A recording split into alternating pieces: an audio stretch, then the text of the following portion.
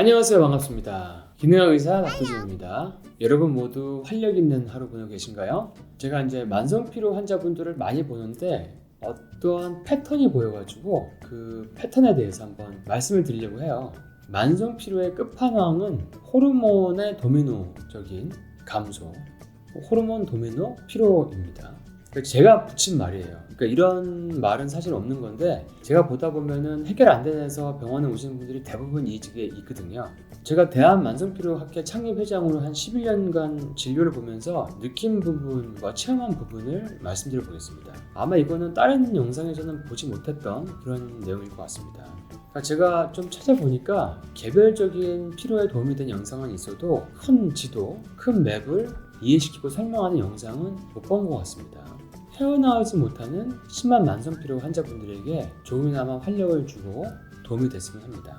자, 피로라는 것에 대한 개념을 한번 정립을 다시 한번 해볼게요. 피로는 심리적인 증상도 옵니다. 의욕 저하, 우울감, 자신감 저하, 만성염증, 만성통증, 불면, 기억력, 인지력 저하, 감정변동, 짜증, 여성에게는 생리통, 생리전 증후군, 심하면 무월경, 갱년기가 겹치면 10년 이상 동안에도 지속이 되는 2차성 갱년기 증상도 일으키게 됩니다. 또 심한 경우에는 공복감이 너무 자주 오고 심해서 다이어트의 실패, 이명, 어지러움증까지 일으켜서 사회적으로 활동이 떨어지거나 생산 능력이 저하돼서 직장 생활도 힘들어지는 경우가 많이 있습니다. 그러니까 만성피로를 우습게 볼 수 있는 게 아니죠. 그리고 짜증도 잘 나고 감정 변동도 심하기 때문에 주변 사람들과의 관계까지 악화시키고 정신기능의 저하로 삶의 어떤 건강한 계획, 플랜을 세우는 이런 것까지 힘들게 만드는 인생 전반에 미치는 일종의 심각한 증후군이라고 생각하시면 됩니다.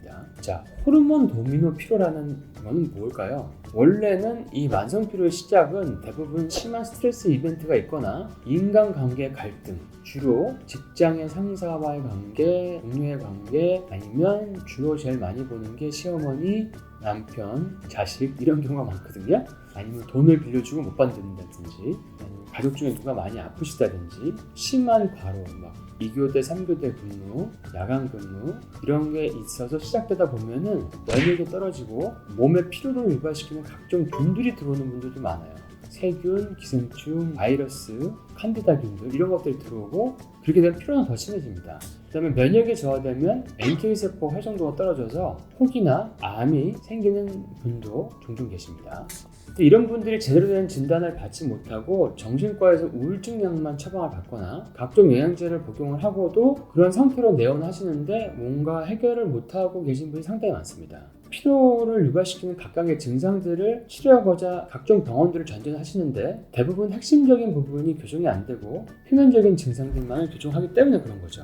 자, 그러면 이런 심각한 만성피로를 어떻게 접근하는지 한번 살펴보도록 하겠습니다.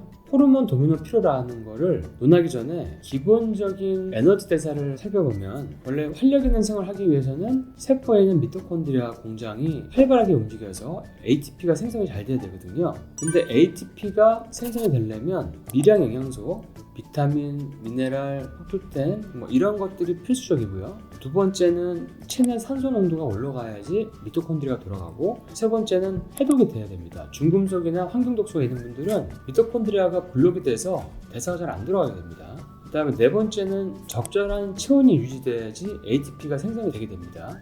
다섯 번째는 적절한 칼슘 농도가 있어야 전체적인 미토콘드리아의 밸런스를 컨트롤하고 유지할 수가 있습니다. 이런 다섯 가지가 돼야 되는데 이런 다섯 가지를 본인 스스로 열심히 공부하시고 영양제도 드시고 해서 교정하고 오시는 분들이 있는데 이래도 되지 않는 경우가 있어요.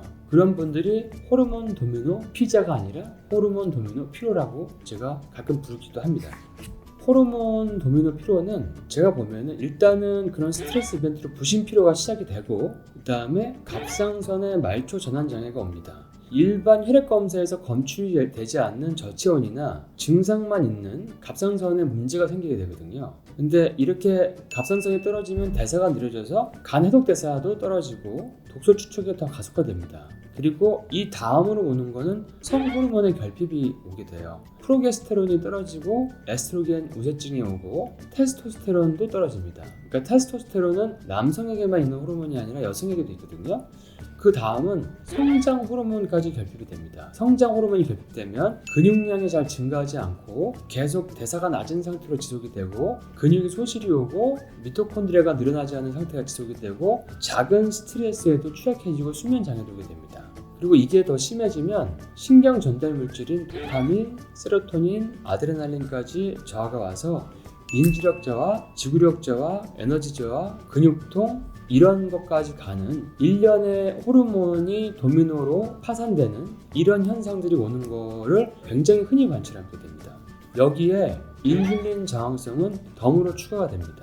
호르몬 도미노 현상이 있고 부신피로가 있는 분들은 인슐린 저항성이 거의 다 관찰됩니다. 에스트로겐 우세증 환자에서도 거의 다 관찰되고요. 심한 경우에는 이런 호르몬의 재료인 콜레스테롤을 많이 써서 콜레스테롤까지 심하게 저하된 경우도 많이 있죠. 예전에 제가 한번 이런 얘기를 해드린 적이 있어요. 사람을, 그러니까 인체를 기업에 비유하면 각 미토콘드리아들은 ATP를 생성하는 직원들로 비유할 수가 있고 그 기업에 들어오는 전기나 수도나 청정한 공기나 인터넷이나 이런 것들은 바로 호르몬과 신경 전달 물질로 생각할 수 있습니다. 그러니까 직원들이 똑똑해지기 위해서 내가 비타민 영양제를 많이 먹어도 이런 호르몬이 공급이 안 되면 기업은 생산 활동을 할 수가 없습니다. 멈춰버리게 되는 거죠. 그래서 영양제를 먹고도 해결이 안 되는 분들은 호르몬의 일련의 저하에 의한 피로를 반드시 고려해 보셔야 됩니다. 이런 분들은 저탄고질해도 살이 안 빠진다고 오시고 저탄고질해도 공복감을 견딜 수가 없고 너무 자주 배가 고프고 배가 조금만 고파도 막 화가 나고 짜증이 난다고 오시는 분들이 많아요. 그러니까 이런 분들 중에서 비만 클리닉을 찾아다니는 분들도 상당히 많으십니다.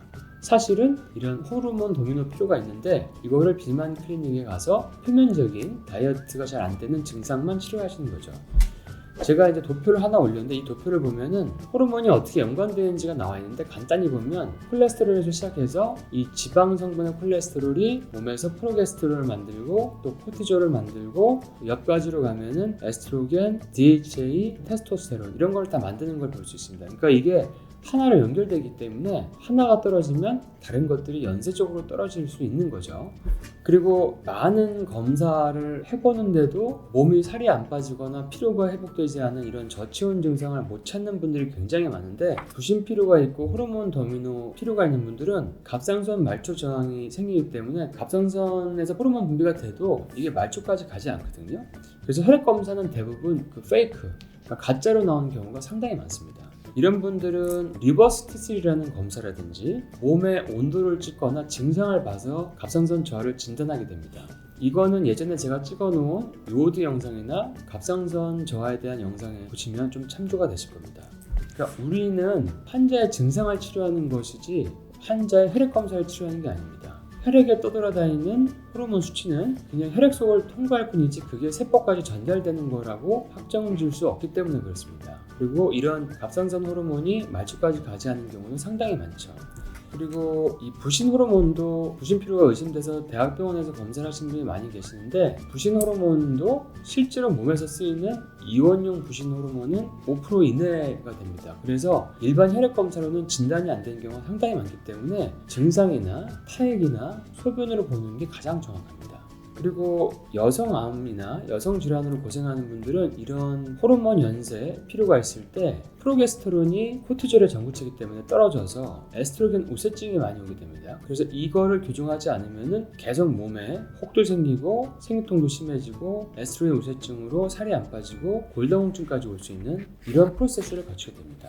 그리고 제가 여기 한 가지 사진을 보여드릴 건데요. 이분들의 갑상선 혈액 검사는 지극히 정상입니다.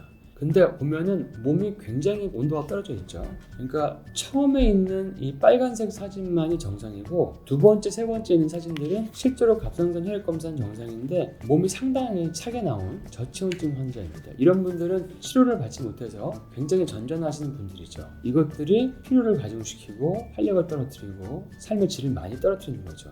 오늘은 전반적인 만성 피로의 끝판왕 호르몬 도미노 피로에 대해서 개론적인 부분을 설명했고, 세부적인 것은 다른 영상들을 좀 참조해 주시고, 혹시 댓글로 요청이 있으시면 추가적인 개별적인 영상을 좀 더 준비해 보도록 하겠습니다. 영화 인셉션을 보면 무의식의 가장 깊은 단계인 림보라고 하나요? 거기에 빠진 상태가 나오죠. 그런 식으로 아주 심한 이런 호르몬 관련된 만성 피로에 빠진 상태로 10년이나 그 이상을 살고 내원을 하신 분들도 제가 자주 뵙거든요. 여러분들 림보 상태에 빠져 계시지 마시고, 여러분들이 뭔가 이 영상을 통해서 힌트를 얻어서 그런 상태에서 빠져나와서 건강하고 활력 있는 삶을 사시는데 조금이나마 도움이 되셨으면 바랍니다. 여러분들 다들 파이팅 하세요. 그러면 다음에 또 좋은 영상으로 찾아뵙도록 하겠습니다.